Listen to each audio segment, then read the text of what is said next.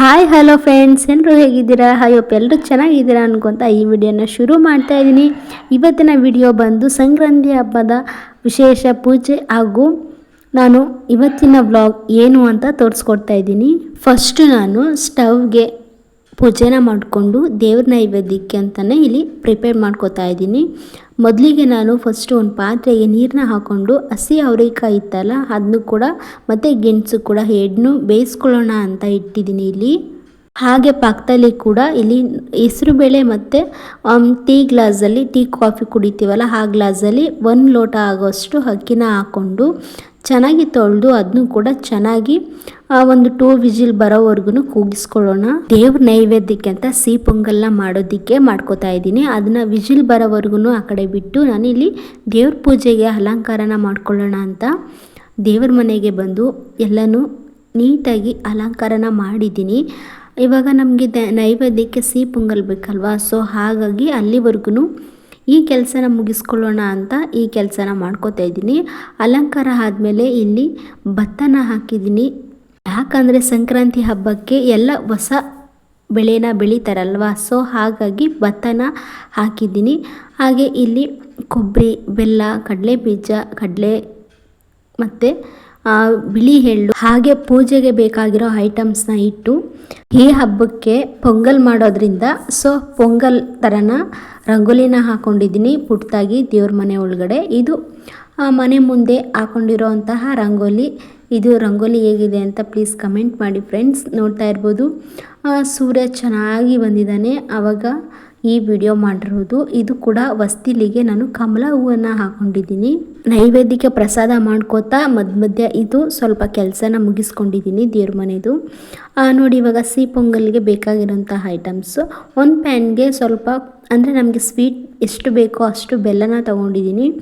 ಇದು ಸ್ವಲ್ಪ ನೀರು ಹಾಕಿ ಅಂದರೆ ಒಂದು 2 ರಿಂದ 3 ಗ್ಲಾಸ್ ನೀರನ್ನು ಹಾಕಿ ಚೆನ್ನಾಗಿ ಇದು ಮೆಲ್ಟ್ ಆಗಬೇಕು, ಅಲ್ಲಿವರೆಗೂ ಚೆನ್ನಾಗಿ ಕರಗಿಸ್ಕೊಳ್ಳೋಣ. ಅದಾದಮೇಲೆ ನಾವು ಫಸ್ಟು ಹೆಸರುಬೇಳೆ ಅಕ್ಕಿ ಮತ್ತು ಎಲ್ಲ ಚೆನ್ನಾಗಿ ಕೂಗಿಸ್ಕೊಂಡಿದ್ವಲ್ಲ, ಬೇಯಿಸ್ಕೊಂಡಿದ್ವಲ್ಲ ಅದನ್ನು ಕೂಡ ಇವಾಗ ಬೆಲ್ಲ ಎಲ್ಲ ಚೆನ್ನಾಗಿ ಮೆಲ್ಟ್ ಆದಮೇಲೆ ಇದನ್ನ ಸೇರಿಸ್ಕೊಳ್ಳೋಣ.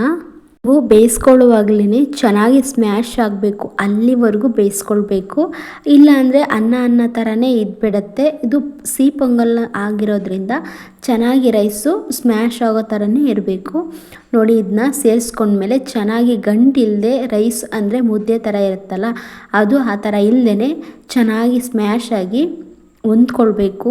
ಅದಕ್ಕೆ ನಾನು ಸ್ಮ್ಯಾಶರ್ನಲ್ಲಿ ಚೆನ್ನಾಗಿ ಮಿಕ್ಸ್ನ ಮಾಡ್ಕೊಳ್ತಾ ಇದ್ದೀನಿ. ನೀವು ಕೂಡ ಇದೇ ಥರ ಮಿಕ್ಸ್ನ ಮಾಡ್ಕೊಳ್ಳಿ. ಅದಾದಮೇಲೆ ನಾನು ಕಾಯಿಸಿ ಇಟ್ಕೊಂಡಿರೋಂತಹ ಹಾಲನ್ನ ಸೇರಿಸ್ಕೊತಾ ಇದ್ದೀನಿ. 2 ರಿಂದ 3 ಗ್ಲಾಸ್ ಅಷ್ಟು ಆಗೋಷ್ಟು ಹಾಲನ್ನ ಸೇರಿಸ್ಕೊತಾ ಇದ್ದೀನಿ.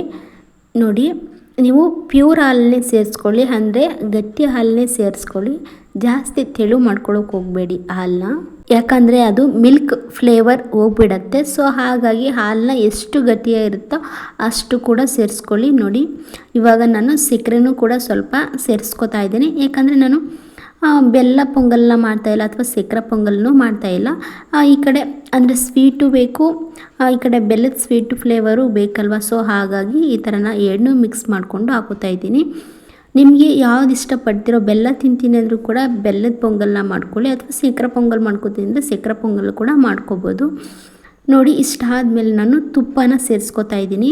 ನೀವು ತುಪ್ಪ ಎಷ್ಟು ಹಾಕೋತೀರೋ ಅಷ್ಟು ಸಿಹಿ ಪೊಂಗಲ್ ಕೂಡ ತುಂಬಾ ರುಚಿಯಾಗಿ ಟೇಸ್ಟಾಗಿರುತ್ತೆ.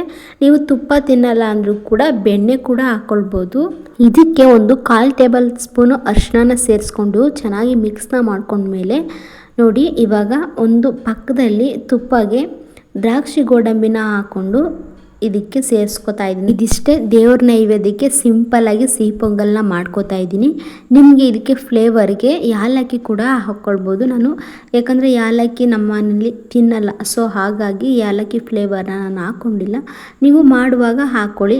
ಇದಿಷ್ಟು ದೇವ್ರ ನೈವೇದ್ಯಕ್ಕೆ ಪೊಂಗಲ್ನ ಮಾಡಿ ಪಕ್ಕದಲ್ಲಿ ಇಟ್ಟಿಟ್ಟು ನಾನು ಇವಾಗ ಬೆಳಗಿನ ತಿಂಡಿಗೆ ರೆಡಿ ಮಾಡಬೇಕಿತ್ತಲ್ಲ, ಸೊ ಹಾಗಾಗಿ ರವೆ ಉಪ್ಪಿಟ್ಟನ್ನ ಮಾಡ್ಕೊಳ್ಳೋಣ ಅಂದರೆ ಅವರೆಕಾಳು ಉಪ್ಪಿಟ್ಟನ್ನ ಮಾಡ್ಕೊಳ್ಳೋಣ ಅಂತ ರವೆನ ಚೆನ್ನಾಗಿ ಫ್ರೈನ ಮಾಡಿಕೊಂಡು ಎತ್ತಿಟ್ಕೊಂಡಿದ್ದೀನಿ. ಇವಾಗ ಒಂದು ಪ್ಯಾನ್ಗೆ ಕುಕ್ಕಿಂಗ್ ಆಯಿಲ್ನ ಹಾಕ್ಕೊಂಡು ಸ್ವಲ್ಪ ಸಾಸಿವೆ ಚಿಟಪಟ ಅಂದಮೇಲೆ ಕಡಲೆಬೇಳೆನ ಹಾಕಿ ಹಾಗೆ ಹಸಿಮೆಣಸಿಗೆ ಕೂಡ ಹಾಕಿ ಫ್ರೈ ಆದಮೇಲೆ ಒಂದರಿಂದ 2 ಈರುಳ್ಳಿನ ಚೆನ್ನಾಗಿ ಉದ್ದುದಾಗಿ ಕಟ್ ಮಾಡಿಕೊಂಡು ಸೇರಿಸ್ಕೊತಾ ಇದ್ದೀನಿ. ಇದು ಕೂಡ ಚೆನ್ನಾಗಿ ಫ್ರೈ ಆದಮೇಲೆ ಒಂದು ಸ್ವಲ್ಪ ಕರಿಬೇವು ಸೊಪ್ಪನ್ನ ಹಾಕೋತಾ ಇದ್ದೀನಿ. ಹಾಗೆ 2 ಟೊಮೊಟೊನ ಸಣ್ಣದಾಗಿ ಹೆಚ್ಕೊಂಡು ಇದನ್ನು ಕೂಡ ಚೆನ್ನಾಗಿ ಫ್ರೈ ಆಗಬೇಕು. ಅಲ್ಲಿವರೆಗೂ ಫ್ರೈನ ಮಾಡ್ಕೊಳ್ಳೋಣ.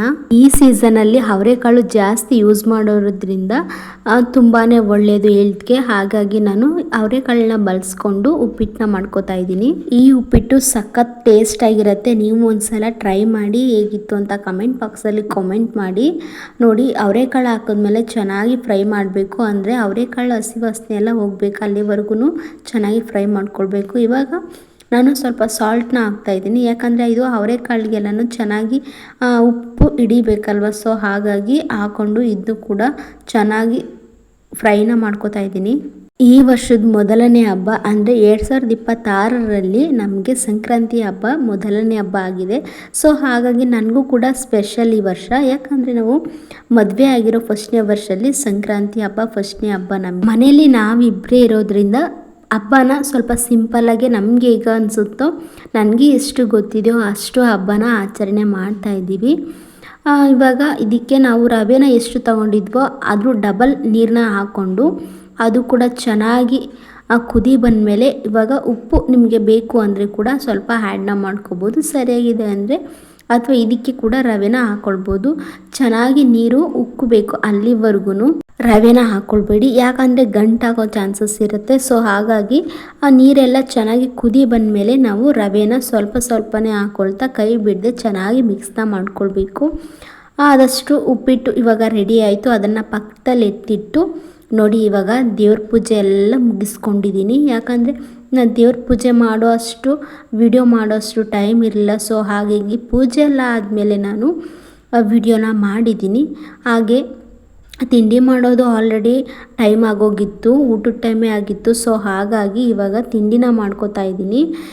ಈ ತಿಂಡಿ ಎಲ್ಲ ಆದಮೇಲೆ ಸ್ವಲ್ಪ ಟೈಮ್ ಸಿಗ್ತಲ್ಲ. ಸೊ ಹಾಗಾಗಿ ರೀಲ್ಸ್ನ ಮುಗಿಸ್ಕೊಂಡು ರಾತ್ರಿ ಊಟಕ್ಕೆ ಈಗ ರೆಡಿ ಮಾಡ್ಕೋತಾ ಇದ್ದೀನಿ. ರಾತ್ರಿ ಊಟಕ್ಕೆ ಜಾಮೂನ್ನ ಮಾಡ್ತಾ ಇದ್ದೀನಿ, ಯಾಕಂದರೆ ಇವತ್ತು ಹಬ್ಬ ಅಲ್ವಾ. ಸೊ ಹಾಗಾಗಿ ಸ್ವೀಟ್ಗೆ ಜಾಮೂನ್ನ ಮಾಡ್ತಾ ಇದ್ದೀನಿ.